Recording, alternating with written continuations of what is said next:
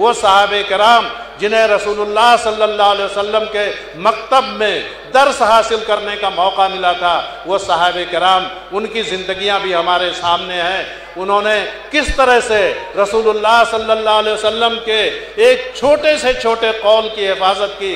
तारीख़ में, सीरत की किताबों में वाक़यात भरे पड़े हुए हैं कि किस तरह से रसूलुल्लाह सल्लल्लाहु अलैहि वसल्लम की ज़बान मुबारक से कोई एक जुमला निकल गया, उसकी गरज़ व गायत क्या है, उसके आगे पीछे क्या है, उसको देखे बगैर उस पर फ़ौरन अमल करते थे। एक मरतबे रसूल अकरम सल्लल्लाहु अलैहि वसल्लम मस्जिद नबवी में खुतबा इरशाद फरमा रहे थे, तो उसी खुतबे के दौरान लोग मस्जिद में दाखिल हो रहे थे और इधर उधर जगह की तलाश में खड़े थे। तो रसूलुल्लाह सल्लल्लाहु अलैहि वसल्लम ने फरमाया कि ऐ लोगों बैठ जाओ। हज़रत अब्दुल्ला इब्न रवाहा मस्जिद में दाखिल हो रहे थे, अभी एक पैर मस्जिद के अंदर था, एक पैर बाहर था या मस्जिद के बाहर थे। उन्होंने रसूलुल्लाह सल्लल्लाहु अलैहि वसल्लम की बात सुनी और फ़ौरन उसी जगह पर मस्जिद के दरवाज़े पर बैठ गए। नमाज के बाद रसूलुल्लाह सल्लल्लाहु अलैहि वसल्लम ने दरियाफ़्त किया कि अब्दुल्ला ये बैठने का कौन सा तरीक़ा है कि तुम दरवाज़े पर बैठ गए, अंदर जगह थी। तो उन्होंने कहा अल्लाह के रसूल, मेरे कानों ने सिर्फ एक बात सुनी कि भाई लोगों बैठ जाओ, मैंने ये नहीं देखा कि आप किसको कह रहे हैं। आपकी आवाज़ मेरे कान में पहुंची और उसके बाद मैंने उस पर आपके हुक्म पर अमल करना ज़रूरी समझा।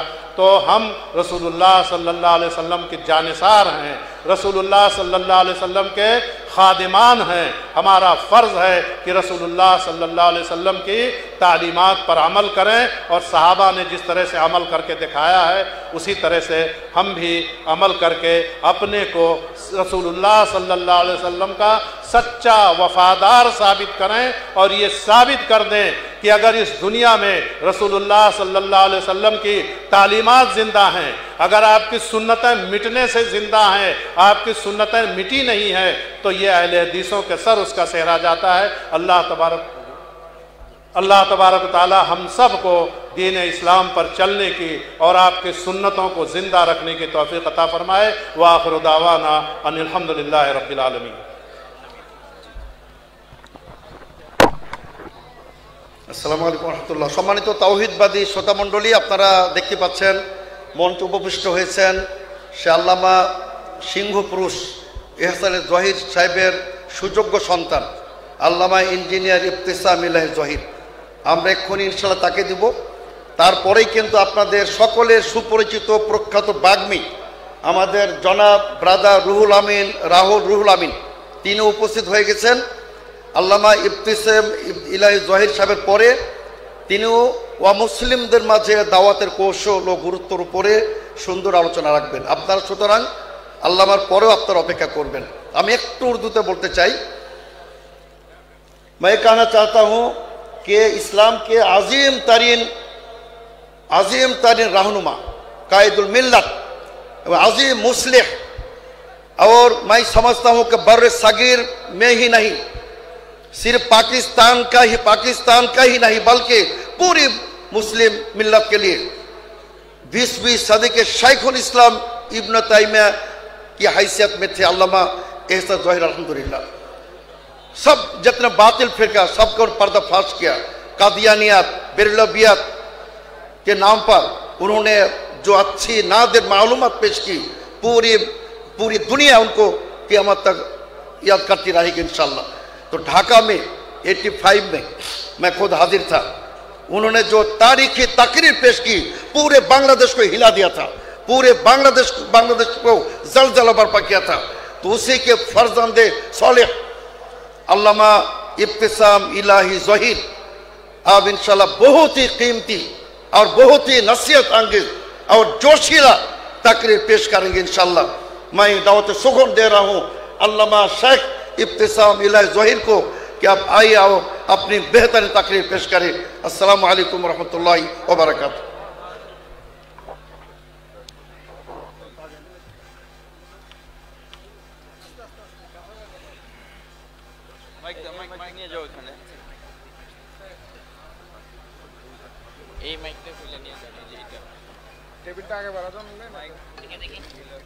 এগুলো লন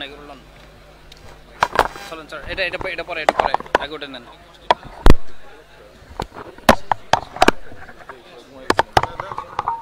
নেন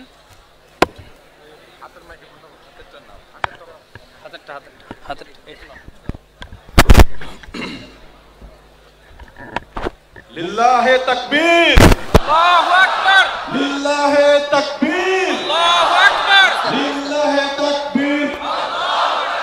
भारत शुक्र है हदीस, भारत शुक्र है हदीस।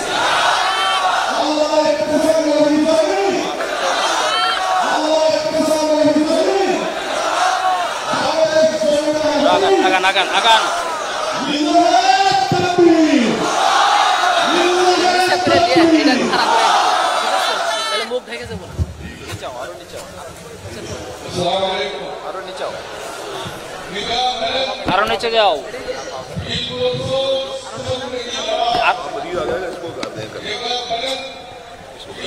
ठीक है ठीक সেকেন্ড দরকার এর দরকার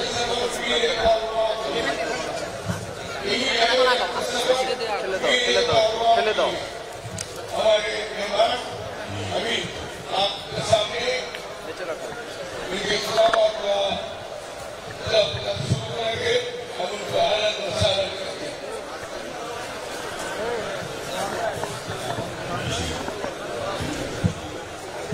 नहमदुहु व नसल्ली अला रसूलिहिल करीम।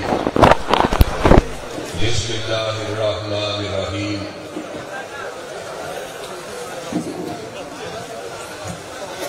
वअंज़लना इलैका ज़िक्र लितुबय्यिना लिन्नासि मा नुज़्ज़िला इलैहिम।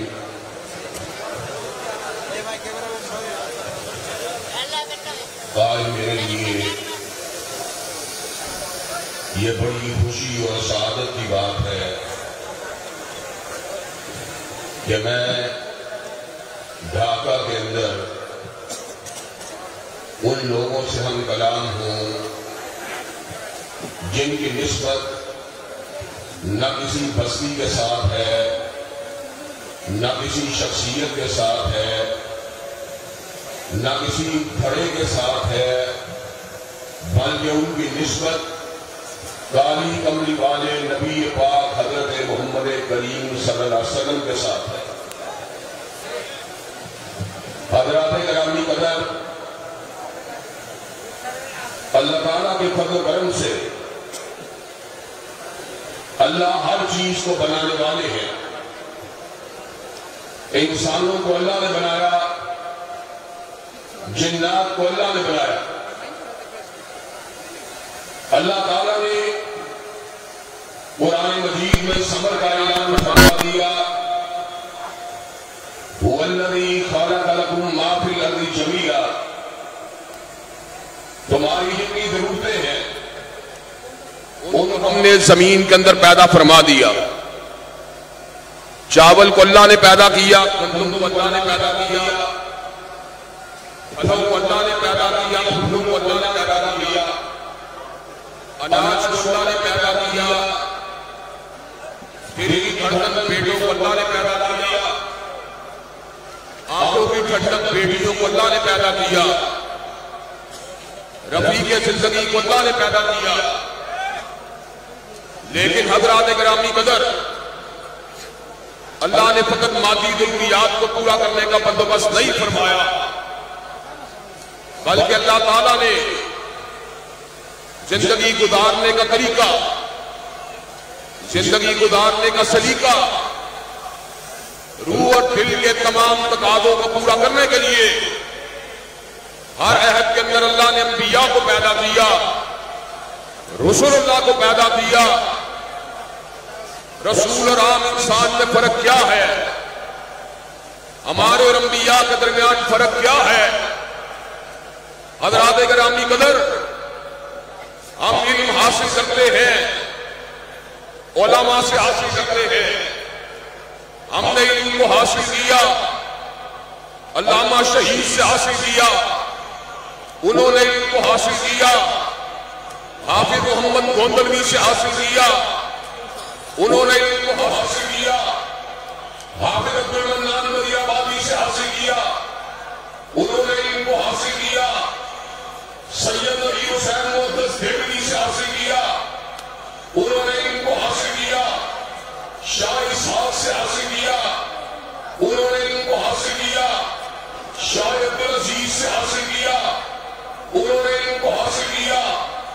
शाह वलीउल्लाह से हासिल किया। बात बढ़ती बढ़ती अमीरुल मोमिनीन फिल हदीस हुज्जतुल्लाह फिल अर्द जबलुल हिफ्ज हजरत इमाम बुखारी तक पहुंची। उन्होंने इनको हासिल किया। तर्जुमान सुन्नत अहमद इब्न हंबल से हासिल किया। उन्होंने इनको हासिल किया। इमाम इल्म हजरत शाफई से हासिल किया। उन्होंने इनको हासिल किया। इमाम दारुल हिजरा हजरत इमाम मालिक से हासिल किया। उन्होंने इनको हासिल किया।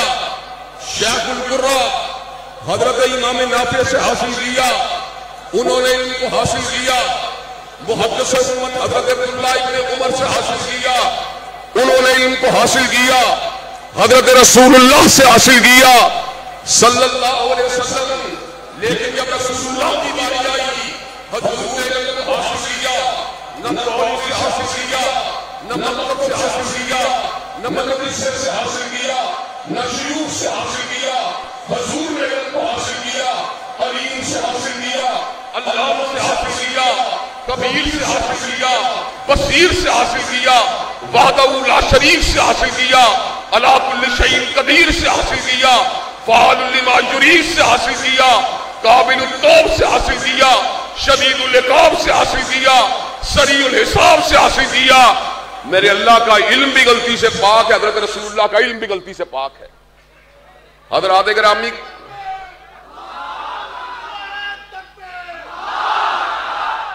हजरात गिरामी कदर, अल्लाह का इल्म पता क्या है? ला यज़िल्लु रब्बी वला यंसा, ना मेरा रब कभी भूला है, ना मेरा रब कभी गुमराह हुआ। और हजरत रसूलुल्लाह का इल्म पता क्या है? वमा यंतिकु अनिल हवा इन हुआ इल्ला वहयुन यूहा। मुहद्दिस भी गलती खा सकता है, मुजद्दिद भी गलती खा सकता है, मुजतहिद भी गलती खा सकता है, फकीह भी गलती खा सकता है, खतीब भी गलती खा सकता है, अदीब भी गलती खा सकता है। लेकिन रब ने गलती से पाक अगर किसी को बनाया है, या सिराज मुनीर को बनाया, या बदर मुनीर को बनाया है। हजरात गिरामी कदर, अल्लाह तबारक व तआला ने अंबिया से खुद कलाम किया। कायनात के अंदर कोई अल्लाह से कलाम नहीं कर सकता। यह अंबिया का शरफ है। मा काना लि बशरिन अन युकल्लिमहुल्लाहु इल्ला वहयन औ मिन वराई हिजाब औ युरसिल रसूलन फयूहिया बिइज़्निही मा यशा इन्नहु अलीयुन हकीम। तीन तरह अल्लाह ताला अपने नबियों के पास अपना इल्म भेजते हैं, या पर्दे के पीछे से, या वही दिल के ऊपर उतारते हैं।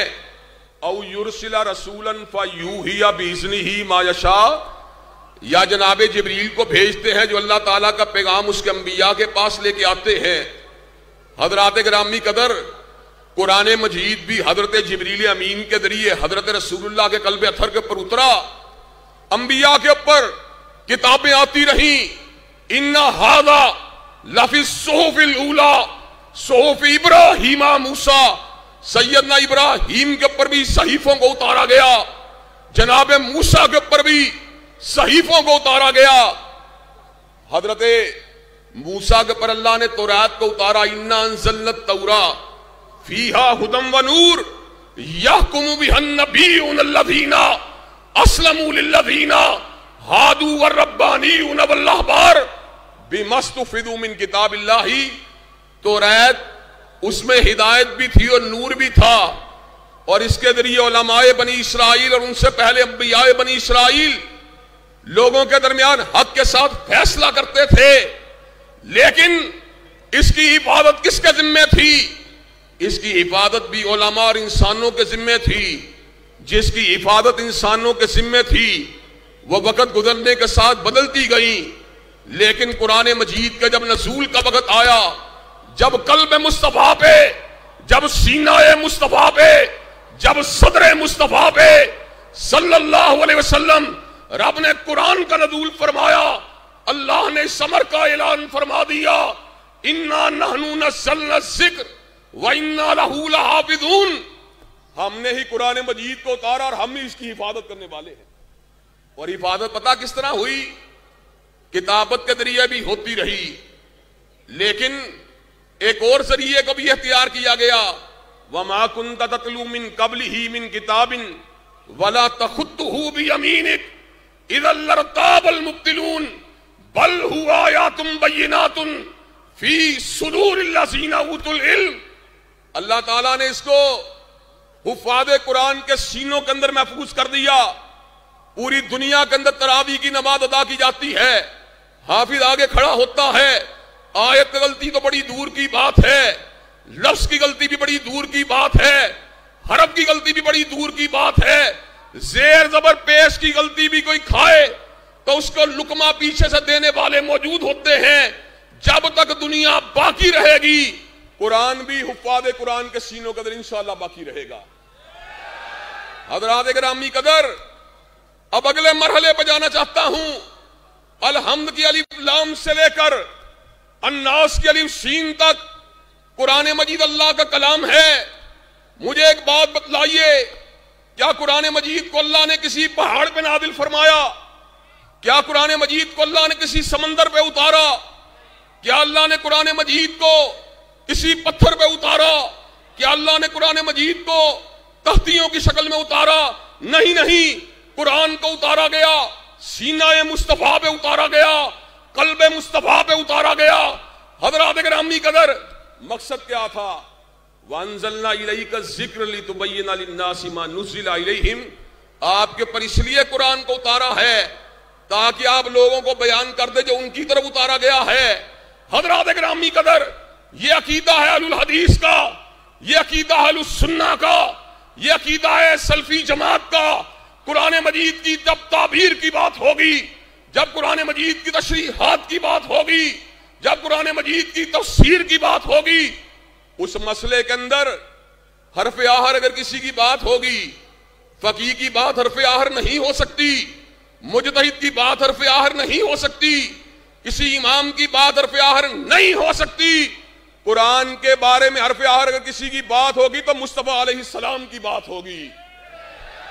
हज़रात गिरामी कदर, हम ये बात बतला देना चाहते हैं, मिर्जाइयों के नजदीक गुलाम अहमद कादियानी कुरान नातिक है, आगाहानियों के नजदीक प्रिंस करीम आगा खान कुरान नातिक है, और हमारे मुसलमानों के जो अपने गिरोह फिरके हैं उनके नजदीक उनके अपने अपने उलमा की ताबीर और तफसीर हुज्जत है। लेकिन रब्बे काबा की कसम है, चलता फिरता कुरान के मुताबिक वजूद अगर अहले हदीस किसी को मानता है, तन्हा मोहम्मद करीम अलैहिस्सलाम की जात को मानता है।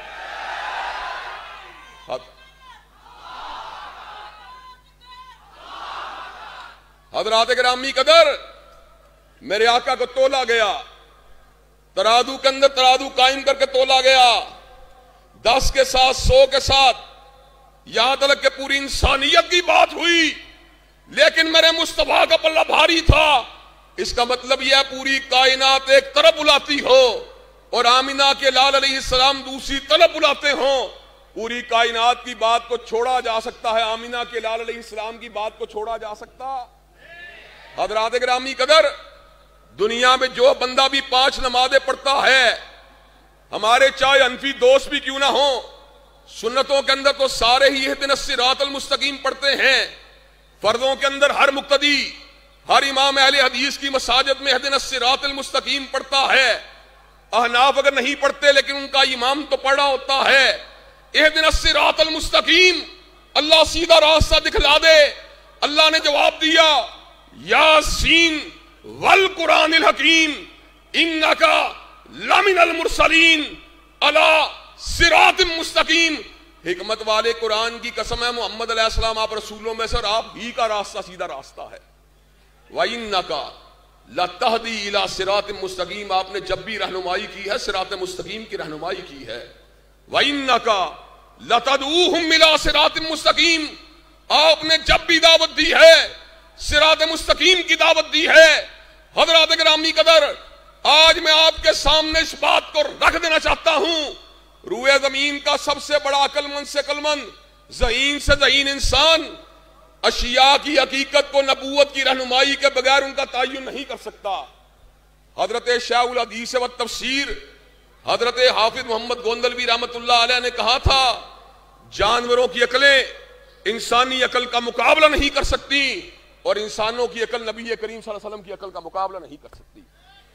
हज़रात गिरामी कदर, मैं आपको यह बात कहना चाहता हूं, कुरान मजीद इजमाली तौर पर एक मुकम्मल किताब का नाम है, लेकिन उसकी तशरीहात के लिए हमें कौल रसूल की जरूरत है, हमें फरमान मुस्तफा की जरूरत है।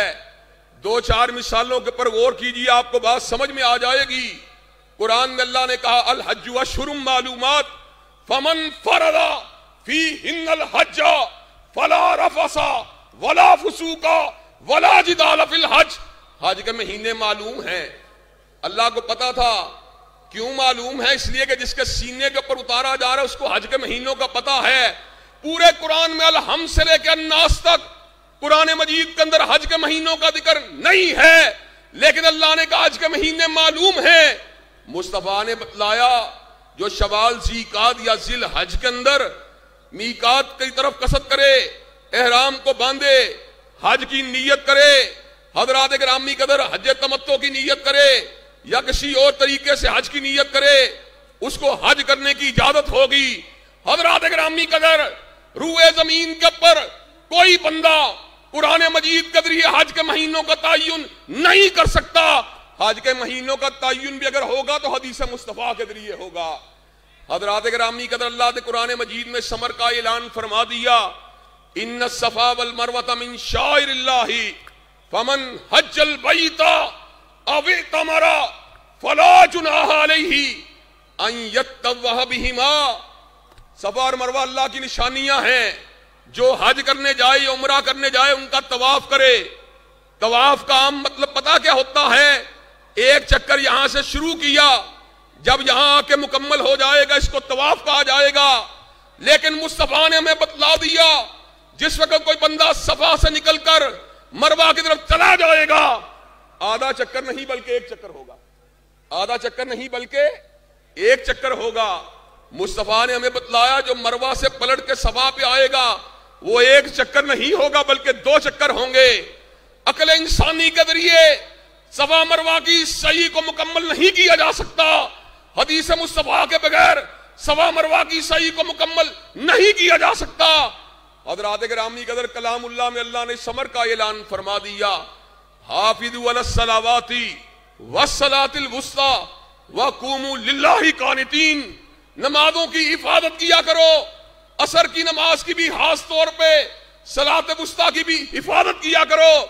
हज़रात गिरामी कदर, अल्लाह ने कुरान मजीद के मुतअद्दिद मुकामात पर समर का ऐलान फरमा दिया, वाक़ीमुस्सला, नमाजों को कायम किया करो। नमाजों को कायम करने के अंदर कुरान मजीद का तरीका कार क्या है, इस बात को समझने के लिए हमें हदीस मुस्तफा की जरूरत है। फजर की रकतें 2 हैं, जोहर के फराइज 4 हैं, असर के फराइज 4 हैं, मगरब की रकतें 3 हैं, इशा के फराइज 4 हैं, फिर सुन्नतों का जिक्र है, फिर नवाफल का जिक्र है।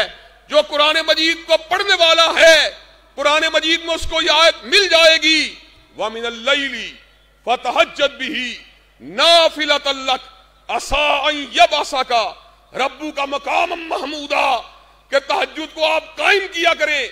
ये एक इदाफी नमाज आपके ऊपर लागू की गई है। हज़रात गिरामी कदर, तहज्जुद को किस तरह कायम करना है, कुरान मजीद पढ़ने के ये बात मालूम नहीं हो सकती। हमें इस रहनुमाई के लिए सुन्नत मुस्तफा से रजू करना पड़ेगा, सुन्नत मुस्तफा के पलटना पड़ेगा। हज़रात गिरामी कदर, मामला अकीदे का हो, मामला इबादत का हो या मामला मामलात का हो, हम अपनी पैदाइश के दिन से लेकर मौत के दिन तक सुन्नत के मोहताज हैं। मौत के दिन तक सुन्नत के मोहताज हैं। और जो सुन्नत रसूलुल्लाह सल्लल्लाहु अलैहि वसल्लम को नहीं मानता, मुझे ये बात बतलाएं, उसका अकीका नहीं किया जा सकता। जो सुन्नत रसूलुल्लाह को नहीं मानता, उसकी हजामत को नहीं किया जा सकता। जो सुन्नत मुस्तफा को नहीं मानता, उसका जनाजा नहीं पढ़ाया जा सकता। जो सुन्नत को नहीं मानता, उसको कफनाया नहीं जा सकता। जो सुन्नत को नहीं मानता, उसको दफनाया नहीं जा सकता। जो सुन्नत को नहीं मानता, वो निकाह के शरी तरीके को और जो बुराई का रास्ता है उनके दरमियान तफरीक को नहीं कर सकता। हज़रात गिरामी कदर, हमारे समाज में कई लोग अपनी मर्जी के साथ लड़कियों को शादी की इजाजत देते हैं, लेकिन हदीस मुस्तफा ने हमें बतला दिया लड़की ने जब भी शादी करनी हो उसको वली की रजामंदी की जरूरत होती है। हजरात गिरामी कदर, ये बात कुरान मजीद से हमको हासिल नहीं होगी बल्कि सुन्नत रसूलुल्लाह से हासिल होगी। इसलिए रसूलुल्लाह ने समर का ऐलान फरमा दिया, तरक्तु फीकुम अमरैन लन तदिल्लु मा तमस्सकतुम बिहिमा किताबुल्लाहि व सुन्नती। जब तक किताबुल्लाह को पकड़े रहोगे, जब तक सुन्नत रसूलुल्लाह को पकड़े रहोगे, तुम कभी गुमराह हो सकते, तुम कभी भी गुमराह हो सकते। अल्लाह ताला के फज़ल करम से मैं बड़ी देर से अपने बंगाली भाइयों को मिलने के लिए बेताब था। अगरचे सियासतदानों की संगदिली ने और दुनियादारों की दुनियादारी ने बंगाली और हमें तोड़ दिया, लेकिन हमारे दीन और किताब और सुन्नत ने आज भी हमें जोड़ा हुआ है, आज भी हमें जोड़ा हुआ है। अल्लाह के फज़ल करम से आज मैं बंगाल के अंदर खड़ा होकर या बंगाल के अंदर अपनी मारूजात को आप हजरात के सामने रखकर यही महसूस कर रहा हूं जैसे मैं पाकिस्तान में मौजूद हूं। अल्लाह के फज़ल करम से मुझे ये बात कहने के अंदर किसी किस्म की कोई हिचकिचाहट नहीं। क़यामत की दीवारों के आ जाने तक पाकिस्तान और बंगाली ला इलाहा इल्लल्लाह की बुनियाद के ऊपर एक ही रहेंगे। अरब और अजम का मुसलमान कलमे की बुनियाद के ऊपर एक ही रहेगा।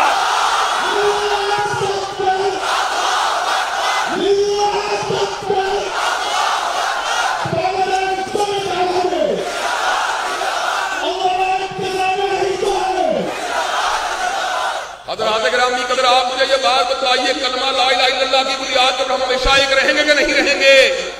अल्लाह के फज़ल करम से दुनिया की कोई ताकत कलमा पढ़ने वालों को आपस में जुदा नहीं कर सकती।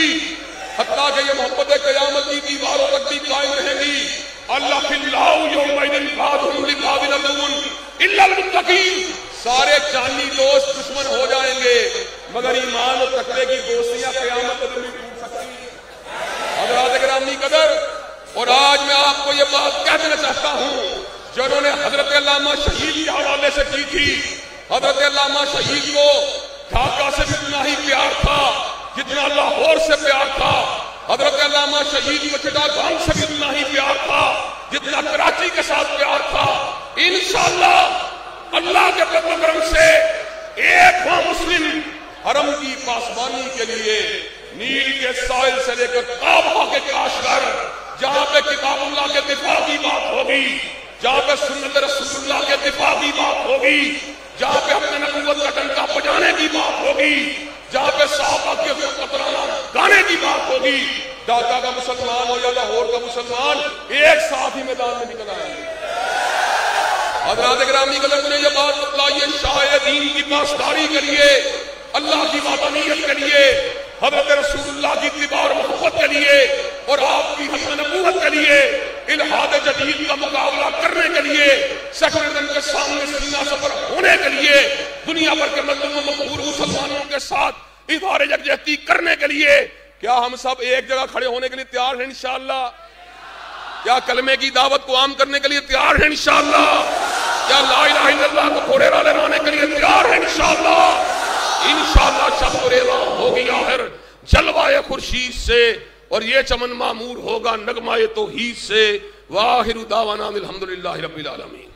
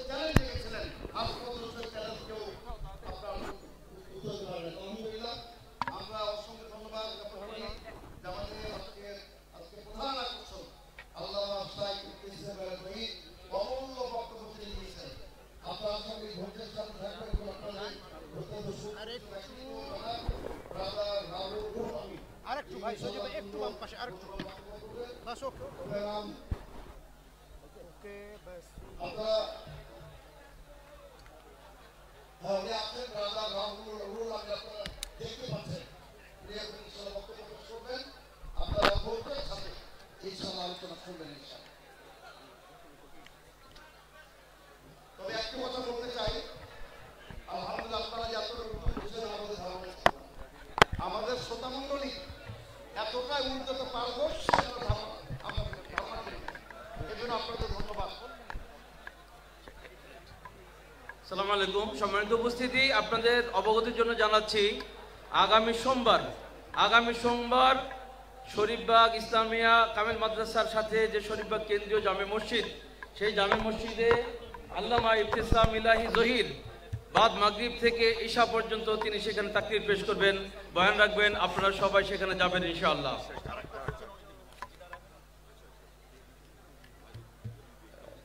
আরেকটা ঘোষণা, আগামী 13 তারিখ নরসিংদী আমাদের জমিয়তে আহলে হাদিসের সম্মানিত অন্যতম উপদেষ্টা এম এস সবুর সাহেব, তার প্রোগ্রাম আগামী 13 তারিখে আমাদের এই সিংহ শাবক উপস্থিত থাকবেন ইনশাআল্লাহ। ইনশাআল্লাহ ইফতিসাম ইলাহি জহির আল্লাহ যেন কবুল করেন, আমিন।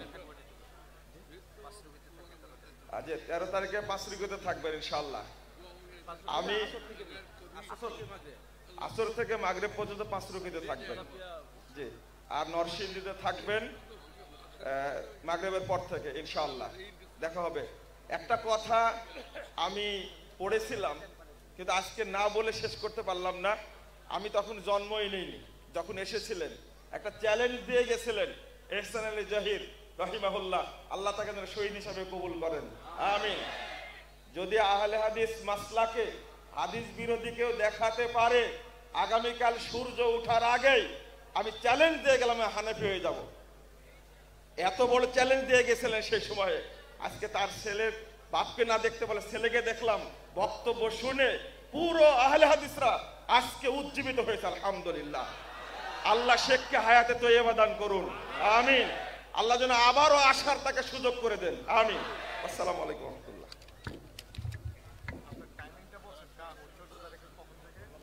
সম্মানিত উপস্থিতি, এখন আমাদের মাঝে বক্তব্য নিয়ে আসবেন ওস্তাদ, আমাদের সবার সম্মানিত প্রিয় ভাই, যিনি বক্তব্য রাখেন রুহুল আমিন, রাহুল ব্রাদার আমরা বলে থাকি। একটি কথা, সেটি হলো এই, তারপরে তার বক্তব্যের পরে মাননীয় জমিয়ত সভাপতি, যিনি অক্লান্ত পরিশ্রম করছেন, সারাক্ষণ আমাদের সাথে থাকছেন, তার বক্তব্য না শুনে আপনারা কেউ যাবেন না। মাননীয় জমিয়ত সভাপতি বক্তব্য দিবেন, এই মাঠে ঈশার জামাত হবে, তারপর ইনশাল্লাহ আপনারা যাবেন। এখন বক্তব্য নিয়ে আসছেন আমাদের প্রিয় ভাই ব্রাদার রাহুল আমিন, রুহুল আমিন।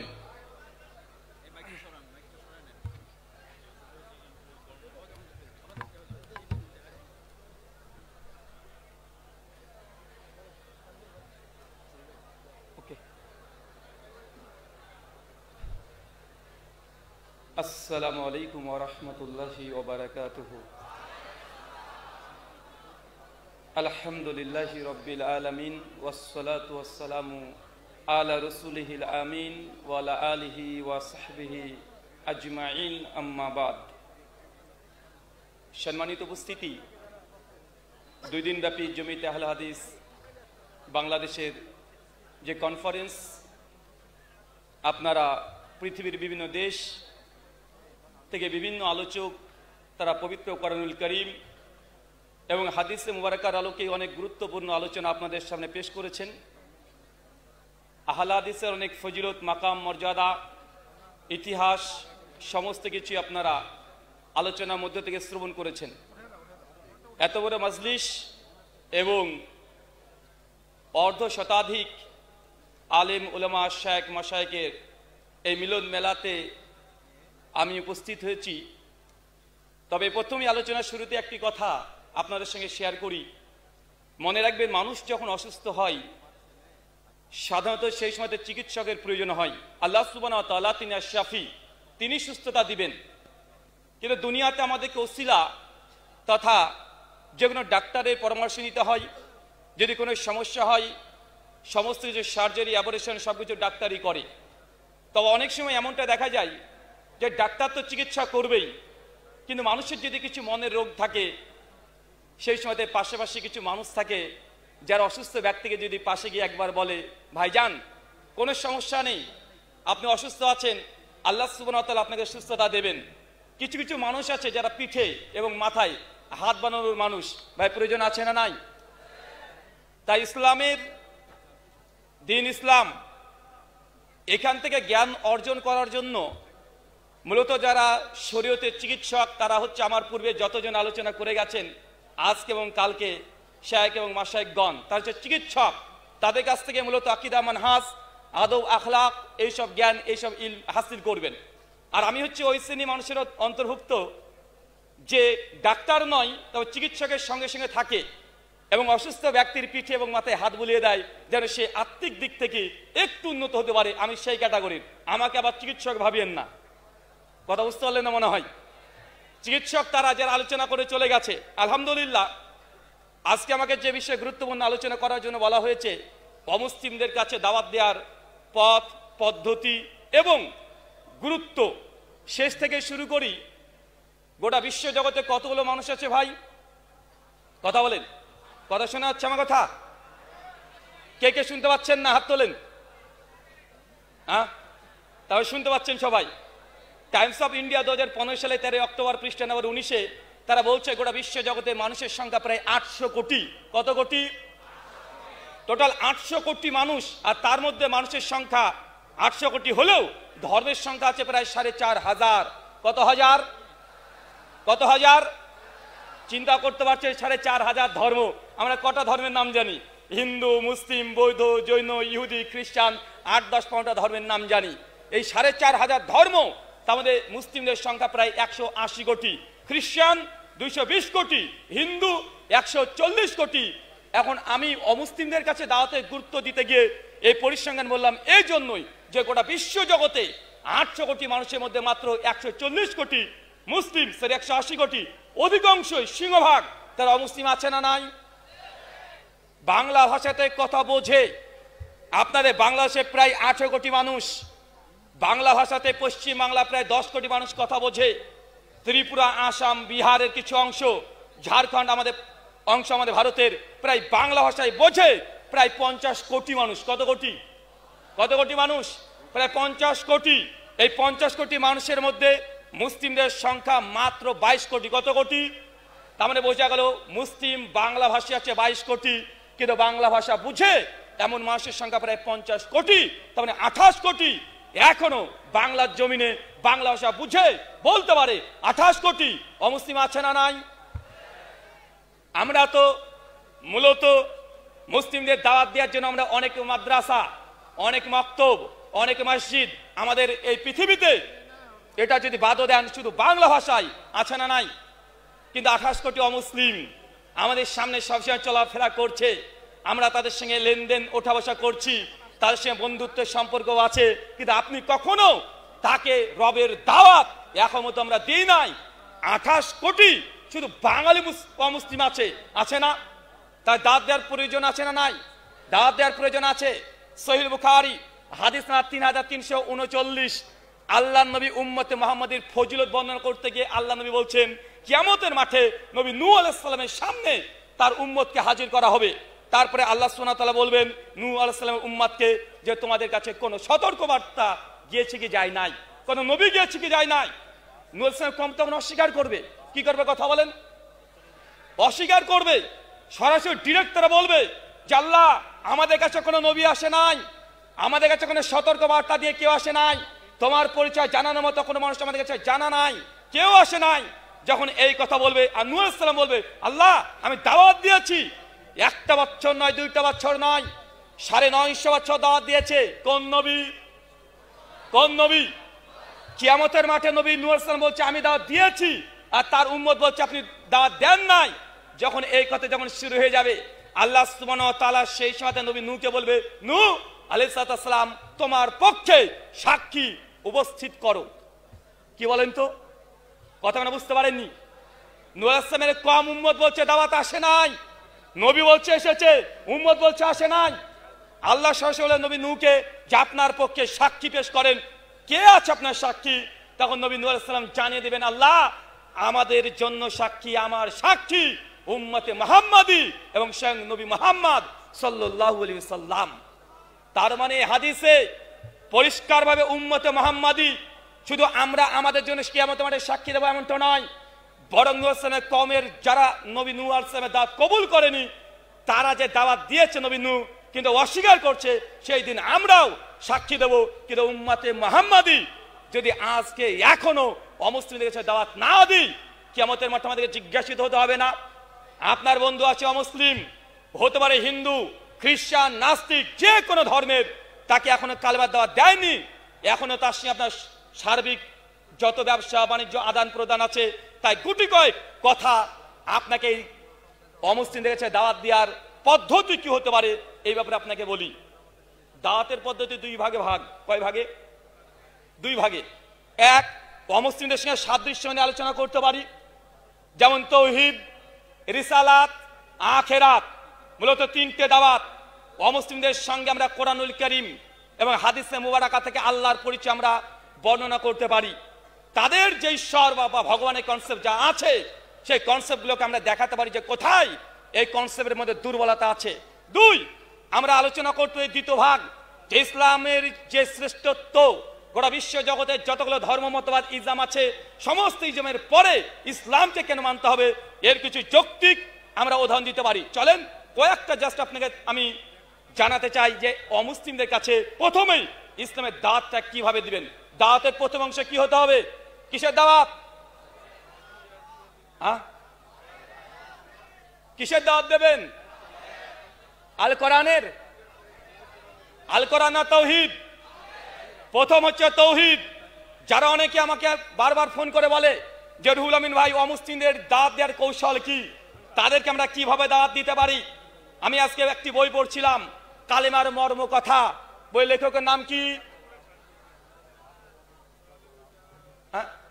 কালেমার মর্ম কথা, এ বই লেখকের নাম কি?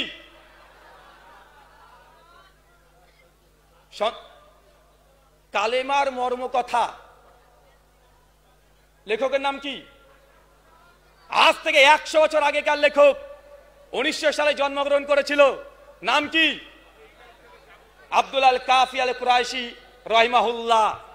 আমি তার বইটা পড়তে পড়তে 16 নম্বর পৃষ্ঠাতে এমন একটা মেসেজ পেয়েছি, নিজে আমি আটকে উঠেছি। যদি গোটা বইটাকে আপনি, টোটাল 112 পৃষ্ঠার বই, শুধু কালেমার দাওয়াত কিভাবে মানুষের কাছে পৌঁছাতে হবে, বইটাকে যদি আপনি 3 ভাগে ভাগ করেন, প্রথম 1 থেকে 16 নম্বর পৃষ্ঠায় তিনি আলোচনা করেছেন আল্লাহ সুবহানাহু ওয়া তাআলার উলুহিয়াত, আল্লাহ যে এক এবং অদ্বিতীয়, প্রথম মানুষের কাছে পৌঁছে দিতে হবে। আমি অবাক হয়েছি, এই 16 পৃষ্ঠায় টোটাল 39 খানা কোরআনুল কারীম থেকে শুধু আয়াতকে কোট করেছে। কতটা উইথ রেফারেন্স। আর 16 নম্বর পৃষ্ঠা থেকে 65 নম্বর পৃষ্ঠা পর্যন্ত শুধু কোরআনের 200 খানা আয়াত কোট করেছে। কয়টা? 200 খানা। তিনি 16 নম্বর পৃষ্ঠাতে সূরাতুল ইখলাস, আপনাদের প্রত্যেককে জিজ্ঞাসা করছি, যারা আছেন আলেম থেকে শুরু করে সাধারণ আম জনতা পর্যন্ত, কোরআনের সূরাতুল ইখলাস আমরা জানা আছে না নাই? অনুবাদ জানা আছে না নাই? আপনাকে শুধু একটা আরবির ইবারতের, কোরআনের কিরাতের অনুবাদ জানতে চাচ্ছি। বলেন, কুল হুয়াল্লাহু আহাদ, এর বাংলা মানে কি? আরো জোরে বলেন। আল্লাহ এক এবং অদ্বিতীয়। আপনি অনুবাদ করছেন আল্লাহ এক এবং অদ্বিতীয়। আমরা বাংলা ভাষায় যত কোরআনুল কারীম পড়ি, প্রত্যেকটার অনুবাদ আমরা এক এবং অদ্বিতীয় পেয়েছি। কিন্তু আব্দুল আল কাফি আল কুরাইশি রাহিমাহুল্লাহ, তিনি কালেমার মর্ম কথা এই বইয়ের 16 নম্বর পৃষ্ঠায় লাইন নাম্বার 10 থেকে 12তে তিনি এই অনুবাদ করেছেন, তিনি আল্লাহ একক এবং অদ্বিতীয়। কি বলেন তো? এখন এই একক কেন বললেন? তিনি কেন একক শব্দ ব্যবহার করলেন, কেন এক বললেন না? আচ্ছা, আহাদ, আহাদ মানে এক না একক? ওয়াহিদুন, এটা কি? এক। কিন্তু আল্লামা কাফি সাহেব তিনি অনুবাদ করছেন কি? তিনি আল্লাহ একক এবং অদ্বিতীয়। একক কেন? আহাদ আর আহাদুন পার্থক্য আছে না নাই? যখন আহাদ বলছেন এটা শুধু নাম্বার বোঝায়, আর যখন আহাদ বলছেন নাম্বারের সঙ্গে সঙ্গে তার সিফাত, এগুলো বোঝায় কি বোঝায় না? তিনি অনুবাদ করে বলছেন আল্লাহ এখানে একক এই জন্যই কারণ আল্লাহ সুবহানাহু ওয়া তাআলা যখন ব্যক্তি হিসাবে এক, সত্তা হিসাবে এক, আল্লাহর গুণ, আল্লাহর বৈশিষ্ট্য, সিফাত সবগুলো এক। আচ্ছা, আর একটা অনুবাদ, লাম ইয়ালিদ ওয়া লাম ইউলাদ, এর বাংলা অনুবাদ কি বলেন?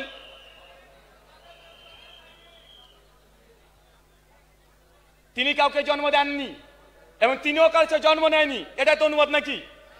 বা তিনি কারো সন্তান না। সরি, কালিমা তৈয়বা, সরি আমি ভুল বলেছিলাম, কালিমার মর্ম কথা নেই, কালিমা তৈয়বা। জি, লাম ইয়ালিদ ওয়া লাম ইউলাদ এর অনুবাদ কি বলেন? আরে ভাই কি রে, তিনি আল্লাহ কাউকে জন্ম দেননি বা তার কোনো সন্তান নেই এবং তিনিও কারো সন্তান না, এই অনুবাদগুলো তো পরিচিত, তাই তো? এই অনুবাদগুলো পরিচিত নয়? আল্লামা কাফি সাহেব তিনি আলোচনা করছেন একই বইয়ের 16 নম্বর পৃষ্ঠায় সূরা ইখলাসের দ্বিতীয় অনুবাদ করে বলছেন তিনি সৃষ্টি হইতে স্বতন্ত্র ও পৃথক।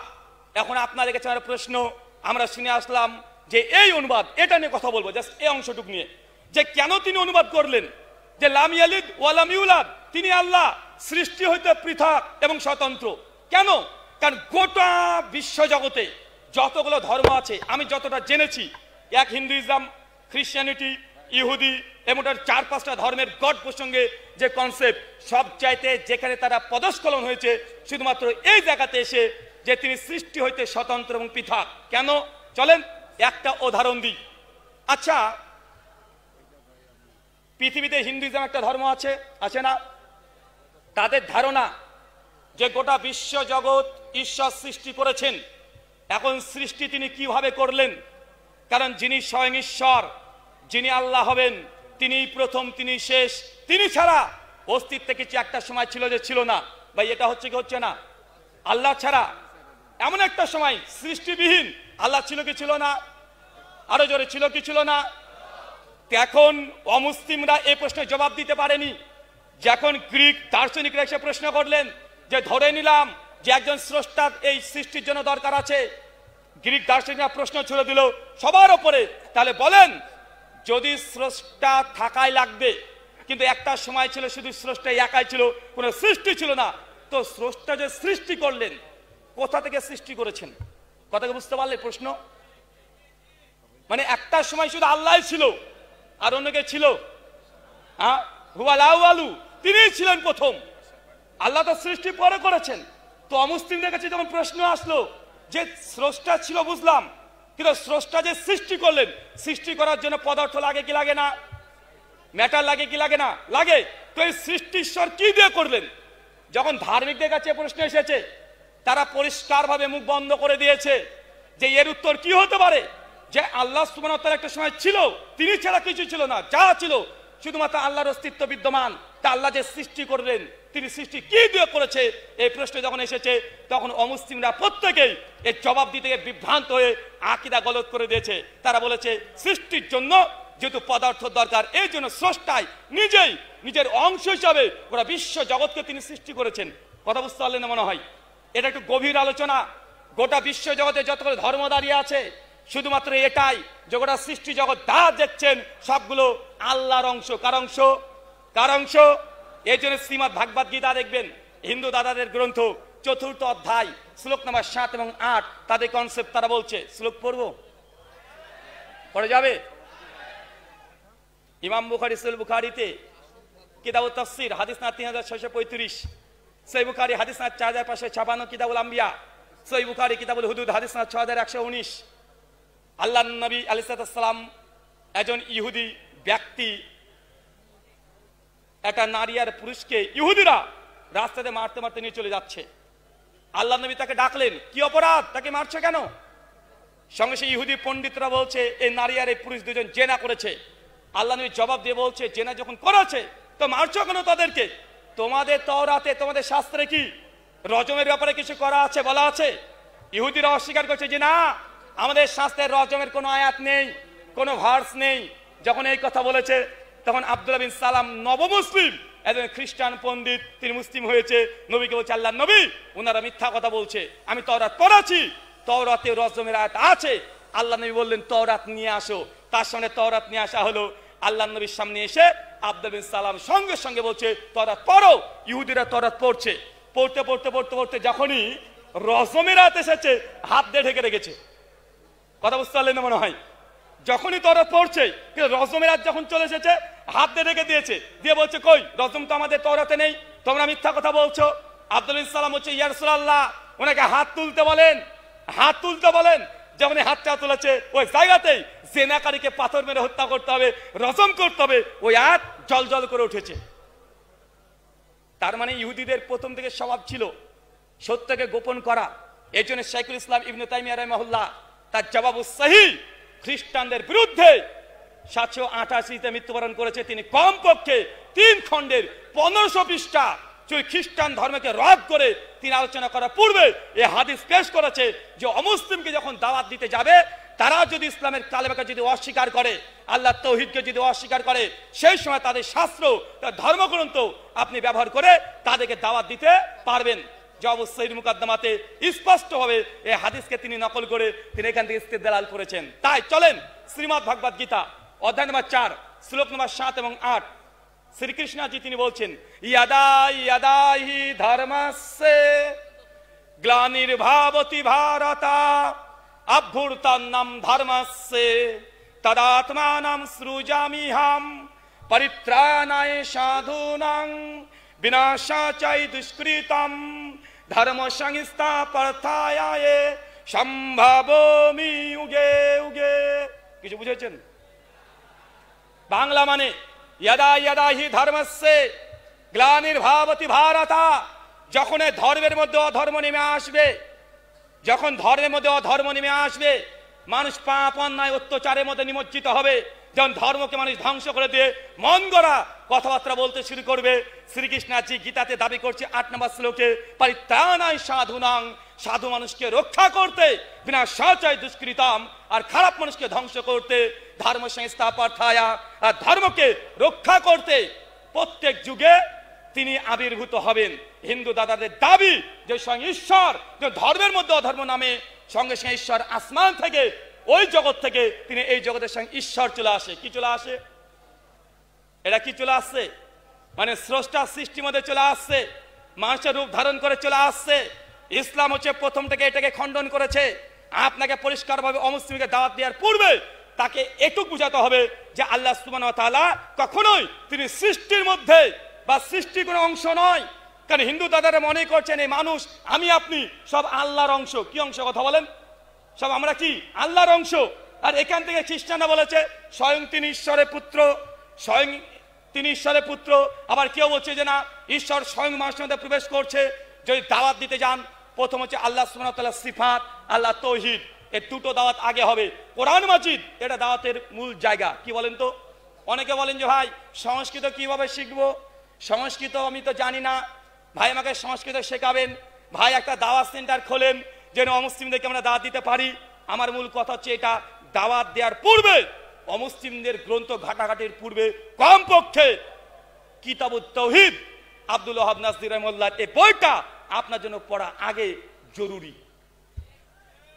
কারণ যারাই অমুসলিমদেরকে নিয়ে দাওয়াতি কাজ করতে গিয়েছে, যদি নিজের আকীদা যদি ঠিক না হয়, আপনি যখন অমুসলিমদের বই ঘাটাঘাটি করবেন বা আপনি বিভ্রান্তি হবেন কি হবেন না? হবেন কি হবেন না?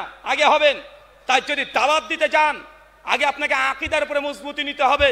প্রত্যেকটা আল্লাহ সুবহানাহু ওয়া তাআলা উলুহিয়াত, রুবুবিয়াত, আসমা সিফাত, 3টে জায়গাতে কঠিন যদি জ্ঞান অর্জন না করতে পারেন, তাহলে আপনারা পদস্খলন হতে পারে। তাই সাধারণ জনতা যারা আছে, আমি আপনাদের কাছে নসিহত করব, অমুসলিমদের ধর্মগ্রন্থ শাস্ত্র ঘাটাঘাটির জরুরত নেই। আপনার দাওয়াত হবে একমাত্র কোরআনুল কারীম, আল্লাহ সুবহানাহু ওয়া তাআলা কালাম দিয়ে। কি দিয়ে কথা বলেন? আর 2 নবী সুন্নাত দিয়ে, হাদিস দিয়ে। বাংলাদেশ জমিয়তে আহলে হাদিসের কাছে আমার আবদার, আমার কাছে কমপক্ষে আমার এই 10 বছর জার্নি, 2015 থেকে 2025 এই আলোচনার জগতে আছি। হিন্দু, নাস্তিক, খ্রিস্টান ওদের সঙ্গে আমরা আলোচনা করি। এ নিয়ে বাংলাভাষী অনেক মানুষের মধ্যে, তালেবে ইলমদের মধ্যে একটা জজবা আমি লক্ষ্য করি। আমাকে না হলেও প্রত্যেক বছরে কয়েক শত যুবকরা আমাকে বারবার বলে, ভাই অমুসলিমদের সঙ্গে দাওয়াত দেওয়ার কৌশলের উপরে একটা ক্লাসের ব্যবস্থা করতে বা একটা ট্রেনিং সেন্টারের ব্যবস্থা করতে। আমার আবদার, জমিয়তে আহলে হাদিস শুধুমাত্র আকীদা মানহাজ মুসলিমদের সংশোধন নয়, গোটা বিশ্বে যত কোটি মানুষ আছে, যত ইসলাম আছে, হতো সেকুলারিজম, লিবারিজম, এগুলো অত্যাধুনিক একটা ধর্ম, হিন্দু ধর্ম, খ্রিস্টান ধর্ম, তার চাইতে এই যে হিউম্যানিজম, এটা অনেক ভয়ঙ্কর ভাবে রূপ ধারণ করেছে না ভাইজান?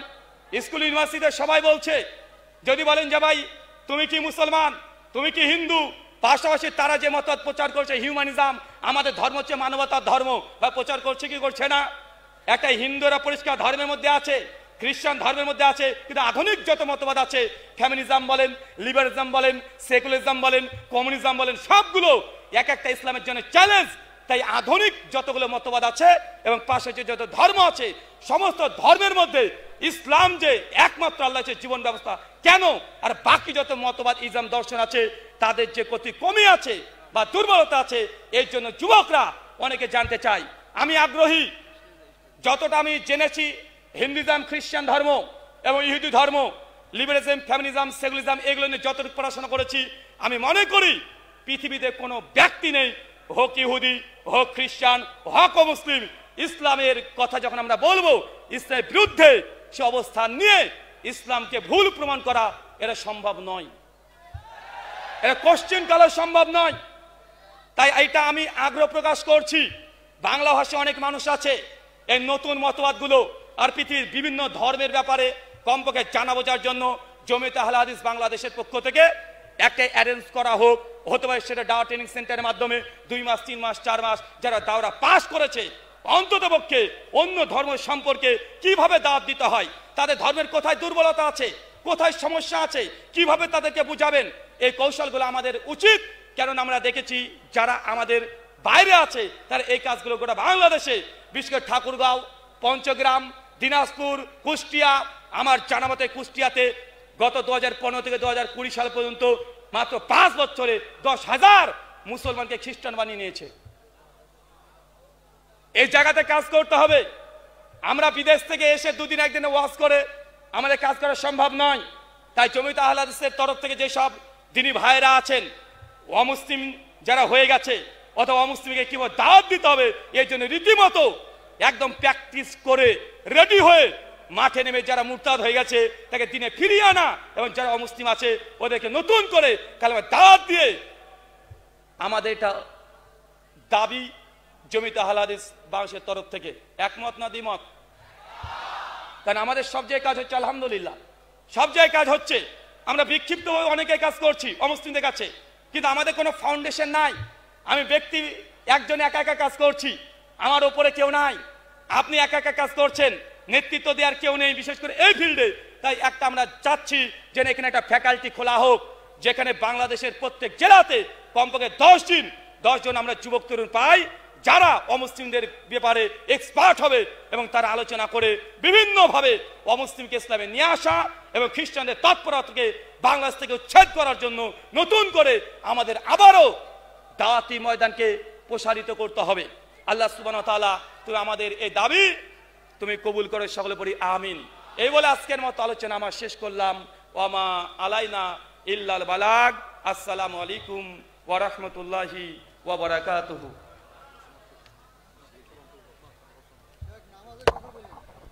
আপনারা কেউ উঠবেন না। সম্মানিত আমাদের মাননীয় সভাপতি মহোদয়ের সংক্ষিপ্ত বক্তব্যের পর সালাত হবে, তারপর আপনারা যাবেন। আর একটি ছোট্ট ঘোষণা, বাংলাদেশ জমিয়তে আহলে হাদিসের যে অনুদান ফান্ডের আপনারা ফর্ম যারা নিয়েছেন তারা সেটি পূরণ করে আমাদের এই যে অনুদান সংগ্রহ কক্ষ আছে সেখানে আপনারা সেটা জমা দিবেন। আর বাকি জমিয়তের যে কোনো অর্থ আপনাদের আছে সেটা, হ্যাঁ, জমিয়ত কল্যাণ ফান্ডের যে ফর্ম আপনারা নিয়েছেন এটা পূরণ করে জমা দিয়ে যাবেন ইনশাল্লাহ।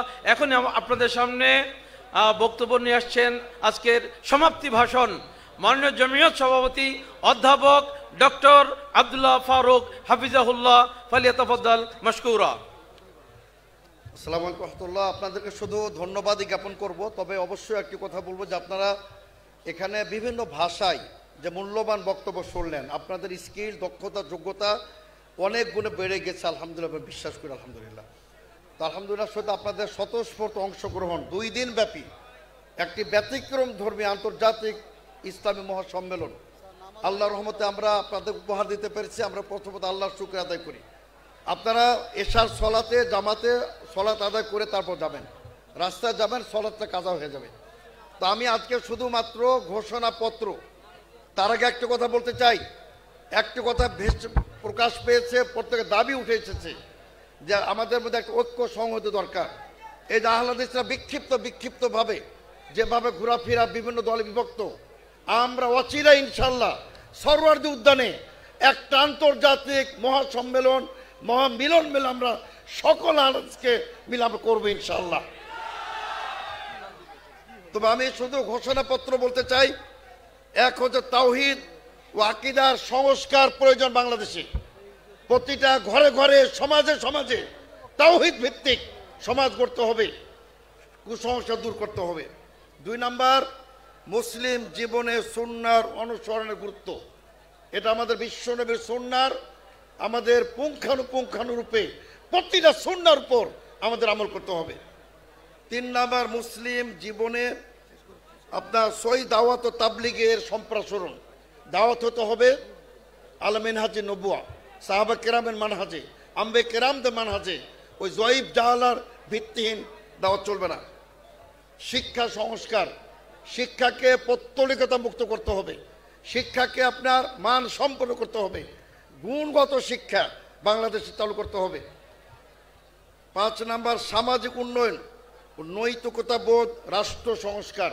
রাষ্ট্র এখানে কোনো আপনার অন ইসলামিক রীতি আচরণ বন্ধ করতে হবে।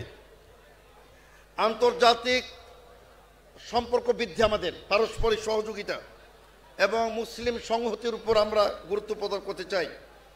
ধর্ম বিভাজন নিরসন এবং ঐক্য প্রতিষ্ঠা, ন্যায় বিচার সমতা অধিকার প্রতিষ্ঠা। রাজনৈতিক সংস্কার বলতে আমরা আজকের ঐতিহাসিক ময়দান থেকে জোরালো দাবি জানাই, বাংলাদেশের বুক থেকে ধর্ম নিরপেক্ষতাকে কবর দিতে হবে এবং ইসলামী রাষ্ট্র সেটা বহাল রাখতে হবে। আজকের ঐতিহাসিক আন্তর্জাতিক মহাসম্মেলন থেকে আমরা জোরালো দাবি জানাই, বাংলাদেশের নাস্তিকতা, পৌত্তলিকতা, কুফরি, জাহিলিয়াতকে চিরতরে নির্মূল করতে হবে।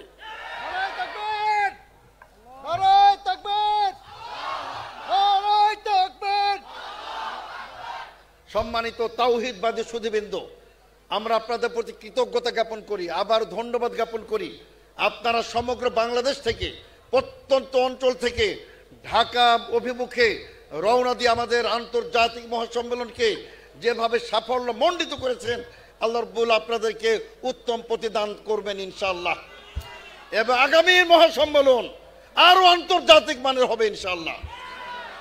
আপনাদেরকে সকলকে ধন্যবাদ জানিয়ে মহান আল্লাহর প্রতি আউয়ালান ও আখিরান হামদ ও সানা জ্ঞাপন করে আজকের আন্তর্জাতিক মহাসম্মেলনের আমরা সমাপ্তি ঘোষণা করছি। তবে জমিয়তের সকল নেতৃবৃন্দ, বিশেষ করে আলহাজ আওলাদ হোসেন প্রধান সমন্বয়ক, প্রধান আহ্বায়ক প্রফেসর ডক্টর জোর আব্দুর রহিম, ডক্টর আহমদুল্লাহ তিরিশালী, ডক্টর ওইসুদ্দিন সাহেব, ডক্টর শহীদুল্লাহ খান মাদানী, ডক্টর সাহেব মুজাফফর মোহসেন, শাহ আব্দুল্লাহ মাহমুদ, আন্দোলন জাহাঙ্গীর সাহেব, আসাদুল ইসলাম, শাহ হারুন হোসেন সহ আমাদের সকল স্বেচ্ছাসেবক, বিশেষ করে সুব্বান, আমি বলেছি গতকালকেই যে তারা হিরো অফ দ্য ডেজ।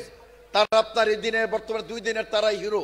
যেভাবে তারা অত্যন্ত শৃঙ্খলার সাথে সজ্জিত চৌকুশ বাহিনীর মতো তারা যেভাবে আমাদের নেতৃবৃন্দের অতিথিবৃন্দের নিরাপত্তা দিয়েছে, তা আমরা এই জন্য স্বেচ্ছাসেবক বলতে আমি বিশেষ সুব্বানকে বোঝাচ্ছি।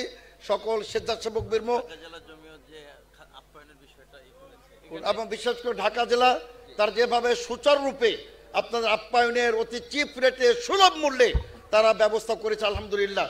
আমরা আপনাদের এভাবে পাশে চাই। তারই সাথে আমাদের সাংবাদিক বৃন্দ, আমাদের মিডিয়াম্যান, আমাদের প্রশাসন, আমাদের পার্শ্ববর্তী থানা আশুলিয়া থানা, বাংলাদেশ সরকার, মাননীয় ধর্ম উপদেষ্টা, সৌদি সরকার, বিশেষ করে সৌদি সরকার মাননীয় ধর্মমন্ত্রী শায়েখ ডক্টর আব্দুল লতিফ বিন আব্দুল আজিজ আল শায়েখ, অনুরূপভাবে মহামান্য সৌদি বাদশাহ, সৌদি যুবরাজ জনাব মোহাম্মদ সালমান আল সৌদকে সহ আমরা ধন্যবাদ জ্ঞাপন করি। আপনাদের প্রত্যেকের আমরা সহযোগিতা কামনা করি। আর বাংলাদেশ জমিয়ত আল হাদিস আপামর জনগণের সংগঠন, এই সংগঠন আপনাদের হৃদয় মনকে জয় করেছে। বাংলাদেশের মুখ থেকে শিরক বিদআতকে উৎখাত করে, কুসংস্কার উৎখাত করে সমাজে সমাজে ঘরে ঘরে তাওহীদ প্রতিষ্ঠা আমরা করতে চাই ইনশাআল্লাহ। আবার আমি সংক্ষিপ্ত বক্তব্যে আমাদের সকল নেতৃবৃন্দ, আজকে সত্যি সুব্বানের আমাদের শেখ আব্দুল হারিসের বক্তব্য যখন চলা মিশেছিলাম, তার চালামি বক্তব্যে আমি মনে করি আপনার রক্ত যদি গরম না হয় তাহলে আপনার ইমানের দুর্বলতা আছে। আমাদের বিশেষ করে ডক্টর প্রফেসর মুসলিউদ্দিন আল্লামা আব্দুল কাফি আল কুরাইশির ব্যাপারে যে মূল্যবান জ্ঞান গর্ভ বক্তব্য দিয়েছেন, আপনারা তার 25 মিনিটের বক্তব্যকে 1 ঘন্টা নিয়ে গেছেন, এই জন্য আপনাদেরকে ধন্যবাদ জানাই। আল্লামা আব্দুল কাফি কুরাইশির প্রতি, জমিয়তের প্রতি আপনাদের প্রাণ নিংড়ানো ভালোবাসা আমাদেরকে দারুণভাবে মুগ্ধ করেছে। এটা আপনাদেরকে আমরা ধন্যবাদ জ্ঞাপন করি।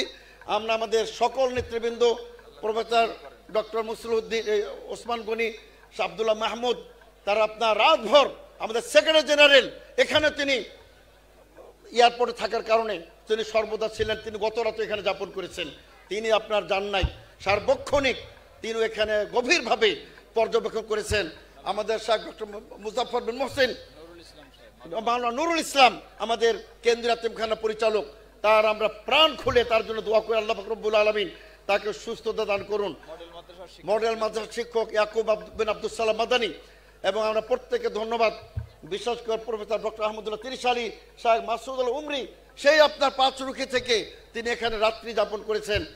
শাহ ডক্টর মুজাফফর মোহসিনের সম্মেলন তিনি ওটার ঘোষণাই দেন নাই, এটা অপেক্ষায়, এটা শেষ হবে তারপর তিনি ঘোষণা দিবেন। বিশেষ করে আমাদের অত্যন্ত স্নেহধন্য, আমাদের প্রিয় আব্দুল্লাহ মামুন নুরুল ইসলাম সাহেবের সুযোগ্য সন্তান, নিবেদিত প্রাণ জমিয়তের জন্য সে নিজেকে উজাড় করে দিচ্ছে, আলহামদুলিল্লাহ। তো আমরা আমাদের তরুণ শাহ আব্দুল্লাহ ফারুক, আব্দুল বিন হারিস, ইসাক মাদানী, শাহ আব্দুল কাফি মাদানী, আমাদের শাহ আব্দুল মাতিন সাংগঠনিক সম্পাদক সহ আমাদের প্রত্যেক সুব্বান, আগামী দিনের ভবিষ্যৎ, আগামী দিনের জমিয়তের নেতৃবৃন্দ ইনশাআল্লাহ। আমাদের ভুলে যায় ওই যে পিছনে out of sight out of mind, মাশাআল্লাহ যে সুন্দরভাবে প্রস্তাবনা তিনি লিখিত দিয়েছেন, আলহামদুলিল্লাহ আমরা সেটা পর্যালোচনা করেছি। তিনি মিডিয়ার সাথে যোগাযোগ সহ অত্যন্ত গুরুত্বপূর্ণ তিনি ভূমিকা পালন করেছেন। বিশিষ্ট আপনার ব্যাংক অফিসার এবং বিশিষ্ট সুব্বান নেতা, সুব্বান পরিচালক, এবং বর্তমানে আপনার জমিয়তের আমাদের সহকারী সাংগঠনিক সম্পাদক, এবং বিশেষ করে আমরা রিজাউল ইসলাম সাহেবকে, এবং বিশেষ করে প্রত্যেক জেলা জমিয়তের সভাপতি, সেক্রেটারি, কোষাধ্যক্ষ, প্রত্যেক নেতৃবৃন্দ, আমাদের কর্মীবৃন্দ, প্রত্যেককে ধন্যবাদ।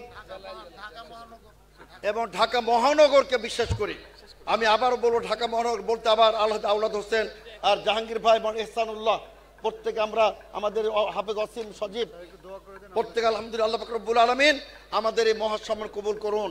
আল্লাহ পাক রব্বুল আলামিন বাংলাদেশকে তাওহীদের জন্য কবুল করুন। আল্লাহ পাক রব্বুল আলামিন বাংলাদেশকে একটা মাজার মুক্ত তাওহীদের উপর ভিত্তি করে আমাদেরকে তিনি বাংলাদেশ ইসলাম প্রচারের, ইসলাম প্রতিষ্ঠা তিনি তৌফিক দান করলেন, আমিন। আমি মহান আল্লাহ তাআলার সাহায্য প্রার্থনা করে, প্রত্যেকে ধন্যবাদ জ্ঞাপন করে আজকের ঐতিহাসিক আন্তর্জাতিক মহাসম্মেলন আমরা এখানে সমাপ্তি ঘোষণা করছি।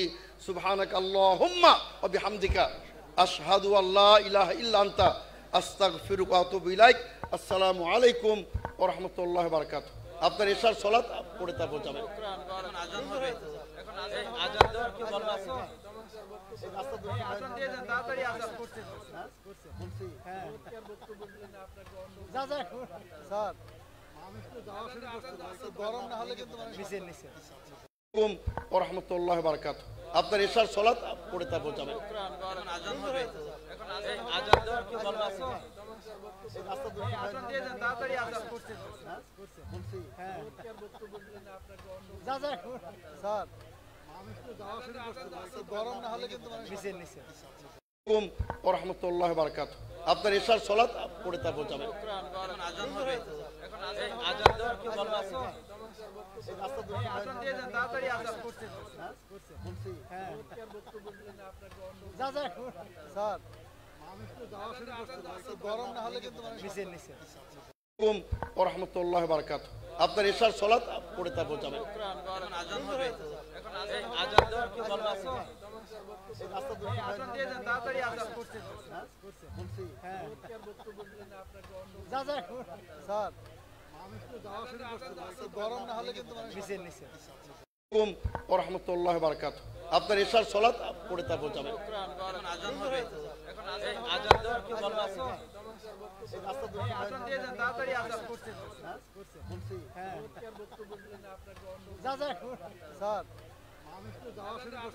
গরম না হলে কিন্তু